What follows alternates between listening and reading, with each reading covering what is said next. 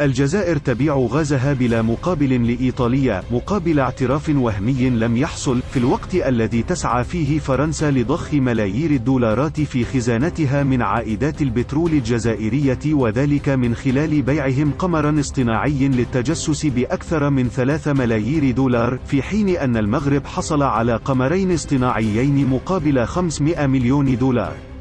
في الوقت الذي تشهد فيه العلاقات الإسبانية الجزائرية قطيعة، إسبانيا تقرر ضخ 800 مليون دولار عبارة عن مشاريع استثمارية بالمغرب، زيادة على اعتراف بمغربية الصحراء، حيث وقع سانشيز على هذا الائتمان الجديد ضمن حوالي 20 اتفاقا تخص مجالات عدة، مثل تطوير الطاقة المتجددة وتطوير منشآت تحلية المياه والبنيات التحتية. الجزائر لا تفكر في شعبها وتطوير بنيتها التحتية بقدر ما تفكر في بيع شرفها من أجل إيذاء المغرب، ودائما المغرب يجني ثمار سياستها العدائية.